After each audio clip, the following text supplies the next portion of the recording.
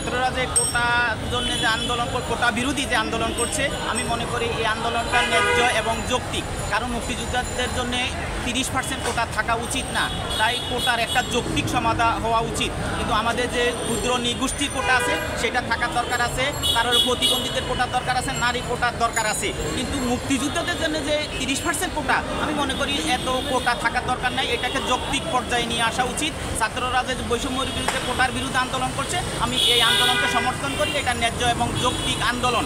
আর অনেকে মনে করে যে আওয়ামী লীগ এই যে মুক্তিযোদ্ধাদের জন্য কোটার আন্দোলন করছে, আমি মনে করি তা না। আওয়ামী লীগ তার নিজের রাজনীতির জন্য তারা এই কোটার জন্য আন্দোলন করছে। কারণ যদি কোটা না থাকে তাহলে মুক্তিযুদ্ধের চেতনা থাকে না, যদি মুক্তিযুদ্ধের চেতনা না থাকে তাহলে আওয়ামী লীগের রাজনীতি থাকে না।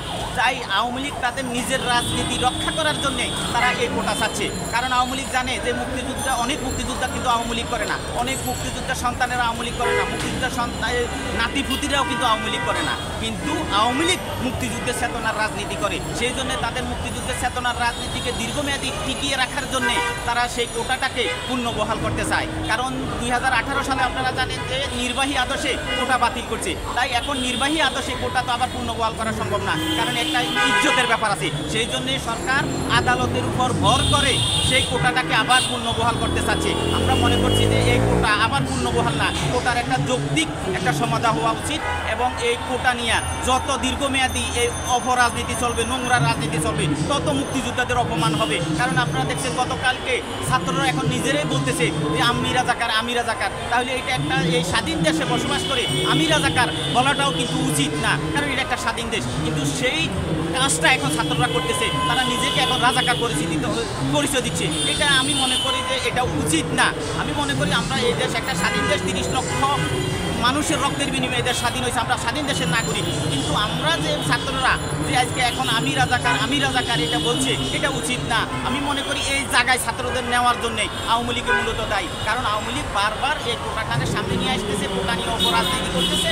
এই অপরাজনীতি করে এটাতে মুক্তিযোদ্ধাদের কোনো লাভ হচ্ছে না, এটা বরঞ্চ মুক্তিযোদ্ধাদের জন্য আরও অপমান হচ্ছে। আমি মনে করি মুক্তিযুদ্ধের কোটা একটা যৌক্তিক পর্যায়ে নিয়ে আসা উচিত। প্রয়োজনে মুক্তিযোদ্ধাদেরকে আরও বাতা বাড়িয়ে দেওয়া হোক, কারণ অনেক অসচ্ছল মুক্তিযোদ্ধা আছে, অনেক দুস্থ মুক্তিযোদ্ধা আছে, তাদের বাতার প্রয়োজন আছে, কিন্তু তাদের কোটার প্রয়োজন নাই। কারণ মুক্তিযোদ্ধার অনেক সন্তান, এখন তাদের চাকরিরও বয়স নাই, কিন্তু তাদের নাতিপুতিদের জন্য এই কোটাটা আসলে এত 30% এত দেওয়া উচিত না, এটা যৌক্তিক পর্যায়ে নিয়ে আসা উচিত। আর আমি মনে করি 71 সালে মুক্তিযোদ্ধারা এই দেশটা স্বাধীন করার জন্য তারা যুদ্ধ করেছে, রক্ত দিয়েছে, কিন্তু কোনো কোটার জন্য না। তাই তাদেরকেও এখন এই কোটা যৌক্তিক পর্যায়ে নিয়ে আসার জন্য 30% না, অন্তত যৌক্তিক পর্যায়ে যেন নিয়ে আসে, সেই জন্য মুক্তিযোদ্ধাদের এখন কথা বলা উচিত, তাদের এই ছাত্রদের সাথে সঙ্গতি জানানো উচিত।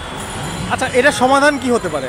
এটা সমাধান হলো একটা যৌক্তিক পর্যায়ে নিয়ে আসতে হবে। 30% কোটা এটা অনুচিত, কারণ 30% কোটা থাকতে পারে না। কারণ মুক্তিযোদ্ধাদের তো সন্তানেরা এখন আর চাকরির বয়স নাই, মুক্তিযোদ্ধাদেরও সরকারি চাকরির বয়স নাই, তাহলে তাদের নাতিপুতির জন্য এই 30% কোটার দরকার নাই। এটা একটা যৌক্তিক পর্যায়ে নিয়ে আসা উচিত। যৌক্তিক পর্যায়ে নিয়ে আসলে আমি মনে করি এটা ভালো হবে। আর আমাদের উপজাতি যারা আছে, ক্ষুদ্র নিগোষ্ঠী, তাদের কোটার দরকার আছে, নারী কোটার দরকার আছে, প্রতিবন্ধী কোটার দরকার আছে, সব কোটা একসাথে বাতিল করা উচিত না। আমি মনে করি কোটা লাগবে, কিন্তু সেটা একটা যৌক্তিক পর্যায়ে নিয়ে আসতে হবে। আপনি কত পার্সেন্ট চাচ্ছেন, কত পার্সেন্ট কোটা হলে সবচেয়ে সুবিধা হয়? কত পার্সেন্ট? আমরা তো মনে করি যে মুক্তিযোদ্ধাদের নাতিপুতিদের জন্য টোটালি কোটা বাতিল করা উচিত। তারপরেও যদি সরকার যদি রাখতে চায়, তাহলে আদালত যদি রাখতে চায়, এটাকে একটা যৌক্তিক পর্যায়ে রাখা উচিত বলে আমি মনে করি।